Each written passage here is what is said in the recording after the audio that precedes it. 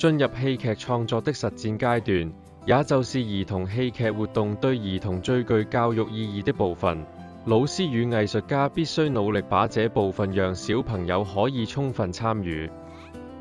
先講一下劇本的構成。劇本簡單來說，就是戲劇表演的藍本及說明書，由台詞及情感、動作及氣氛描述所組成。台詞就是角色說的話，對白就是給別人聽的，獨白就是給天地及內心聽，當然實際上是給觀眾聽。情感與動作的描述是給演員表演作出提示與參考。氣氛描述就是給導演、設計師們的鋪陳。兒童劇場劇本則有點不一樣，不單有說話與描述，而且更需具備實像、虛像與預像的面貌。實像就是一般劇本的說話及行動描述，虛像就是環境、氣氛、空間與情緒的描述形容詞。因為兒童分不清楚現實與幻想，所以劇本可以像講故事一樣，以旁白描述的方式，加強他們對情況、氣氛的了解。這些美麗的詞彙，不但不會削弱他們的欣賞，反而會加強。虛像的使用會增加兒童劇的欣賞美感與劇情的速度與效率，但必須措辭美麗，對劇情有承先啟後作用，能為專注力不足的孩子按下暫停鍵，舒緩他們的情緒，連接下一段的劇情，繼續發展推向下一個高潮。這種安排是針對孩子專注力時間段比較短、理解力不足的處理方法。近年，由於很多戲劇藝術家參與，直接在沒有教育訓練下進入校園導演戲劇，要小朋友模仿專業戲劇的風氣越來越盛行，虛像的處理手段卻被忽略。最後就是預像，由於兒童劇需要孩子明白當中道理，但信息要成為他們生命中的養分，每延後多年，所以要孩子獲得道理。比喻、隱喻及象徵就成為兒童劇其中一個非常重要的精神核心。每一個動物、人物角色，在兒童文藝當中，都不是動物、人物本身，而是生命信號的啟發。三隻小豬的小豬、小紅帽遇上的大灰狼、國王的新衣，都是兒童生命經歷中的隱喻及象徵。當他們成長的某一個階段，就會忽然之間明白當中的道理，明白無論是父或輩兒童的兒童劇場內容，都必須具備的三種面貌：實像、虛像、預像。我們開始進入編劇實務的三個階段，就是如何尋找及改編故事的實際操作。創作的開端就是觀察、感受、模仿的掌握。這階段就是上一集所概括談到的訓練過程所承包。小演員與戲劇導師就此孵化，讓小朋友頭腦靈活、思想敏銳，導師指揮恰當。戲劇創作則是進入轉化、整合、加減的階段。這個階段對小朋友的幫助最大，因為這些附加值就是他們日後成功掌握解困能力的基礎，未來生活有能力面對困難，創造新事物。創意不能授課獲得，必須通過實踐才能掌握，而戲劇與藝術創作過程就是最佳途徑。戲劇更重要的是起步要求低，而且是從協作中獲得，更進一步成全人際關係的發展，所以特別獲教育界所青睞。創意培養最後階段就是獨創、流暢及欣賞。有了獨創及流暢能力，就是擁有藝術家、建築師的氣質基礎。欣賞能力就是對自己、對別人的接納、忍耐及分析態度。欣賞態度加上獨創及流暢的氣質，就讓年輕人擁有對未來的洞察。洞察能力就是未來成為律師、政治家、社會精英及企業領袖的基本條件。有好多人有一個美麗的誤會，以為創意就是一種風打雷劈，忽然之間無中生有的奇思妙想。這當然有可能，但要長期擁有創意，實際上的關鍵就是我們是否栽培自己轉化、整合、加減的能力，而這方面在戲劇創作上是有方程式可供大家參考。轉化就是改編，也是戲劇創作的原始動作。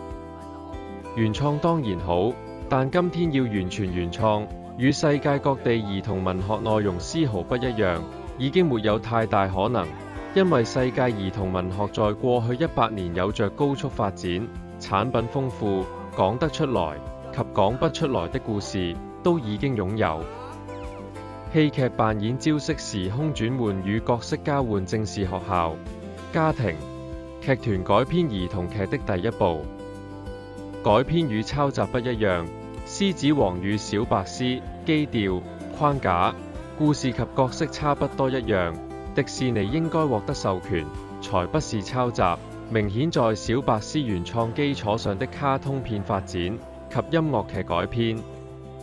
所以合規格的全版改編必須有版權，而不是純粹由白獅變普通獅子，這麼簡單就可以胡混過關。或許變成恐龍王還有一點機會。當然，童話及民間故事是校園最佳選擇，年份久遠沒有版權問題。至於把3隻小豬變成3隻小羊、小兔、小狗，不是版權問題，而是角色改變帶來的趣味不同。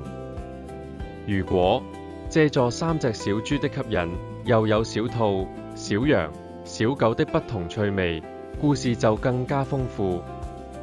角色交換是改編的第一個最佳選擇。空間轉換也是很好的發展。莎士比亞的12夜變成中國版的元宵，80年代中英劇團在香港藝術節的改編，從西方搬到中國，當然是很有噱頭的發展。兒童劇《美女與野獸》把地點改成印度，無論從環境、服裝，以至野獸與美女出現的模樣，都比西方古代更有趣味，更加吸引。時間線轉換也有很好的改編空間。如果《白蛇傳》改成許仙與白蛇的童年相遇，還有孫悟空的前世今生穿越來回，這個橋段不是大家對周星馳版孫悟空蕩氣迴腸的嶄新印象。哆啦 A 夢的時光機大家見怪不怪，孫悟空的月光寶盒大家就永誌難忘。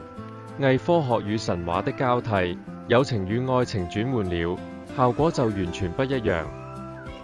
整合就是兩種不同元素的搭加與合併。近年發現李毅在這方面把不同故事 crossover 表現非常出色，老師可以多在這方面與孩子們多多嘗試。近日我們做了一個實驗，把莎士比亞戲劇與童話故事 crossover，出來的故事及劇本奇佳。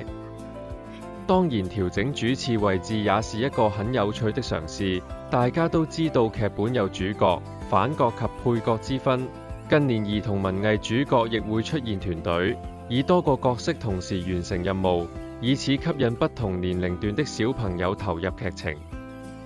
如果把戲劇及故事的主要角色進行位置交換，也是一個非常有趣的處理。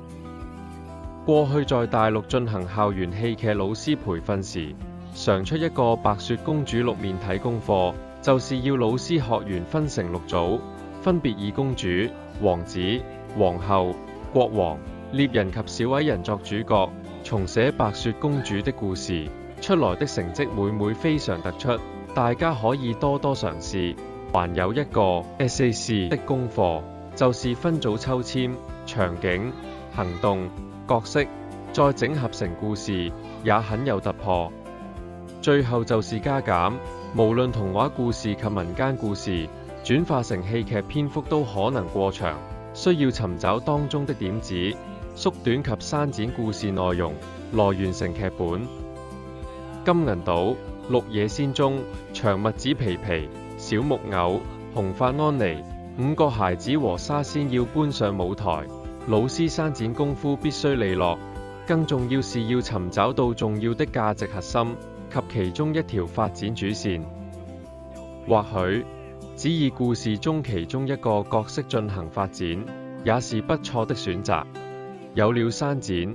必須有延伸。有些繪本及寓言故事，教育價值非常高，但內容深度發展不足。兒童劇《狐狸孵蛋》是我們從繪本延伸出來的故事，顛覆了整個故事價值觀。原先故事講狐狸孵出小鴨仔就完結，象徵不同種族的友誼。故事當然非常有趣，但不夠刻骨銘心。我們決定把故事背景轉移到西伯利亞，把小鴨子改成天鵝，讓年輕狐狸孵出食物鏈中的小天鵝。因為父愛澎湃從身上降臨，讓他必須承受幫助小天鵝兒子南飛過冬的舉措，珍惜與分離的刺痛，使故事的象徵意義發揮到極致。狐狸孵蛋就不再單純是物種之間的友誼，進階成不同物種的生死相交，親情無限。或許畫蛇添足中多了腳的蛇，不一定是無聊的戲劇故事。如果我們有這方面的練習，或許卡通片《馴龍記》早在幾百年前的中國舞台就已經發生。創意在小朋友中產生，沒有一套教導秘笈，只能通過不斷嘗試與練習而獲得。明日藝術教育機構官網中的副網站 Kids Theatre 及機構的明日藝術教育機構的 YouTube 頻道就有很多資訊。Kids Theatre 中有1000多篇文字資料， YouTube 中有300多條短片，老師們不要錯過。或許今天之後，我們樂於見到你們，不再需要我們藝術家的幫助。